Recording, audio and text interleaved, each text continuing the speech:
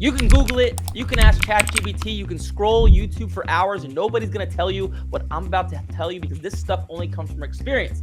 My name is Eric Michael, and I've been buying, grading, and flipping sports cards for over 10 years. I've made every mistake you can possibly make. Bent corners, bad grades, poor packaging, deals gone wrong, you name it, and after moving thousands of cards, I can tell you firsthand, there are a few things you should never do after buying a card if you actually care about protecting its value and not looking like a total amateur. In this video, I'm going to break down the 7 things you should never do after buying a sports card, plus a bonus one at the end that almost everybody forgets, and it's probably costing collectors more money than anything else on this list. Let's start with the very first mistake, the one most people make before the package even hits the doorstep. Step number 1. This is so simple, and I've taught this to thousands of people, and just people do it wrong. They don't track their purchases. It's a very simple Google sheet. Where you bought the card, how much you paid, all the fees you incurred, what type of card it is. Number 1, this is important because you want to track your data, okay? So number 1 is not tracking your purchases. And not tracking your data, number 1, you can't look back and see what you've been good at and what you haven't been good at. And number 2, once you start buying cards at a volume, you need it all tracked because it's impossible to remember what you paid for every card. Did this card come to me in the mail yet? Did it not? Very simple, and it's very repetitive. It's very boring, but in order to scale or even make any type of proper money, you need to do that, okay? So that is number 1. Number 2, what not to do after buying a sports card. And unfortunately, I am guilty of this, and I have cost myself money, is opening the package like an animal. So you guys have probably seen me. I'll try to open it with keys. Sometimes I'll rip it open. That is not what you're supposed to do, okay? Get a very simple pocket knife, just cut a slit and open it like a human being. Why? Not because we care about the actual cardboard around the card. We care about the card inside. We don't want it moving around. And I have been guilty of ripping open a package because I'm excited or I'm frustrated. The package won't open. And then guess what happens? Guess what's happened to me multiple times? It hasn't happened in years, thankfully. I damaged the card. And then it's worth way less. And I cost myself a lot of money. I've done this with a card over $1,000 before. So I am fully guilty of it. And to take it a step further, when you're opening up a package, this is like a little bit of a, helpful thing. If you're buying a card that's expensive, unfortunately, we live in a world where people do scam, right? There are people that are not good out there. If you're opening an expensive package and you're doing a deal with someone you've never done before, or even on eBay, have your wife or have your friend video you opening up the package, because what scammers will do, they'll ship you something. They'll just ship you a box with nothing in it, but there will be a tracking label on eBay or on PayPal, and they'll say, "Hey, I sent this guy the card. He just is hiding it, or he's trying to scam me." And I've seen people get scammed out of thousands of dollars. So if you're opening up something expensive, videotape yourself opening it. So God forbid you get scammed and there's just nothing in there. You can contact eBay. You can contact PayPal, wherever you bought it from. That's number 2, what not to do. Number 3, don't inspect the card immediately. Okay? Don't do that. Inspect the card immediately. That's what you should do. Reason being, because unfortunately, like I kind of just said, there are people that aren't the best people out there, and they will Photoshop cards. This has happened to me before. This happened to me with one of the most expensive cards I ever purchased. What people will do is they'll show you a card of like, "Hey, look at this card of LeBron James." And they will, let's say let's say it's a raw card, and in actuality the corner is bent and white and it's no good, but they'll Photoshop it to make it look crispy, and then it'll come in the mail and then not look nearly as good. Okay, like I said, there are scammers out there. So inspect the card immediately, because if it's not what was promised in the pictures, you should return it. Okay. Also, just so you know, if a card does get damaged in the mail, the buyer is not liable.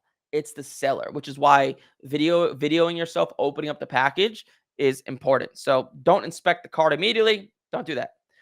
Number 4, sending every card in blind for grading.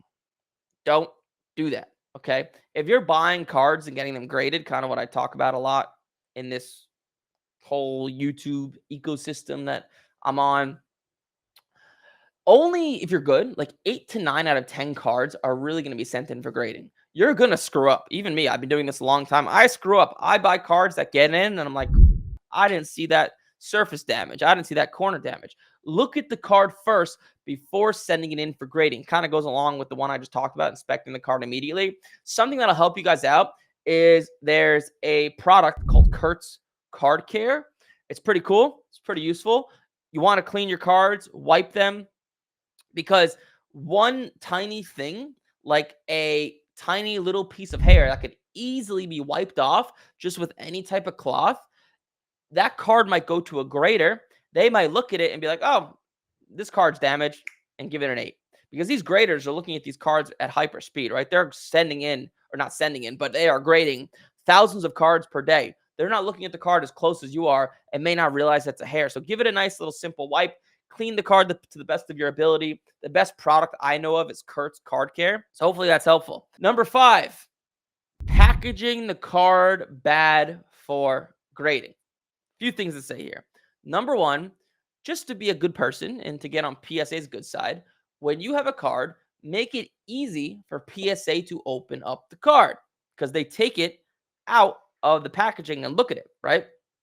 So put the card in a penny sleeve and then put it in an Ultra Pro card saver. That's what I've been told is the best thing to put cards in that PSA likes.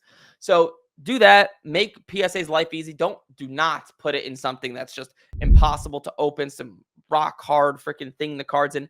Ultra Pro card saver in a penny sleeve. And then when you package it for grading, what you want to do, if it's one card or multiple cards, put the cards together. Then take a piece of cardboard on both sides of the card, right? And tape it around.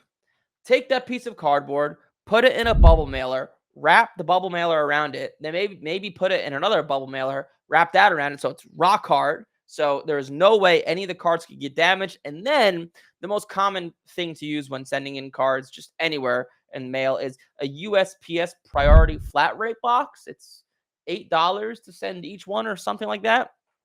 It's a nice box, so the card will stay still in it and it won't get damaged because, unfortunately, these boxes do get thrown around at USPS or wherever you're sending these cards in, or however you're sending these cards in, whether it's FedEx, UPS, USPS, and the box will take the grunt of the damage, not the cards. That's the best way I've been taught to package cards. So don't, and I've seen this so many times, don't just take a card and put it in a bubble mailer and send it. It's going to get damaged, right? And unfortunately, I've been guilty of this before years and years ago.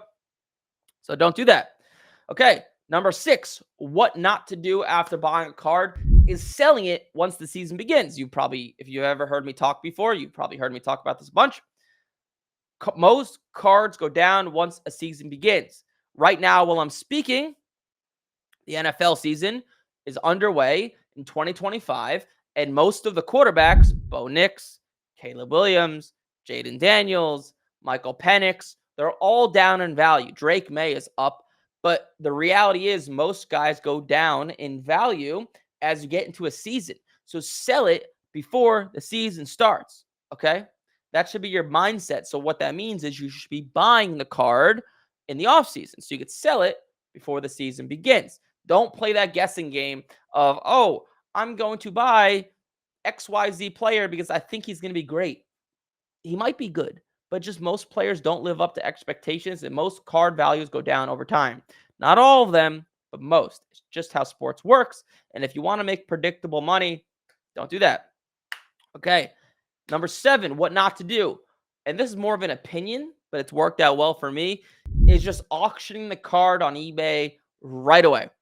The best way, and the reason I'm saying that is because the best way to sell cards, in my opinion, is through card shows, Facebook, social media, because you're able to build relationships, okay? People always ask me, where is the best place to sell cards? There is no best place to sell cards because if I just take a random card of Victor Wembanyama that's, let's say, worth $500, there's no magical place to go where someone's going to give me $700 for it. Most people know the card's worth about $500. So how do you sell the card faster and limit your fees? Well, eBay, you could sell the card fast, but they take a hefty fee. The best place to sell cards, in my opinion, is to your contact list, people you've done deals with, phone numbers you've got, people on Facebook, because once you've done deals with people, they trust you and they'll either pay you just straight through Zelle or Venmo or Cash App where you incur no fees, or maybe they'll pay you through PayPal goods and services or Venmo goods and services where there's a 3% fee. But even a 3% fee is much better than a 13% fee on eBay. That's the best place to sell your cards because you could sell them faster. A lot of times, in my experience, you could sell cards before you even get them back from grading. That might be frowned upon a little bit, but it's the truth. A lot of people do it. And number two, those people are just paying you straight cash, right? And you're saving yourself about 10% in fees from eBay. So you're just adding 10% to your take home. Pretty good. So in my experience, that's the best place to sell cards. And the bonus at the end for you guys who have stayed is tracking it. Okay. When you sell a card to someone, make sure you track it. You track their phone number, you track who you sold it to, you track what card it was. So when it comes back the next year, a few months later, and you have similar cards of football or basketball or whatever it is, you can hit that person up because chances are, if you were able to do a deal with one person once, you can probably do more deals with them in the future. So that is the 7 things to not do when buying sports cards after you get the card back. There's a free PDF down below in the description. Thank you for watching this video. Like, comment, subscribe. I'll see you guys in the next one.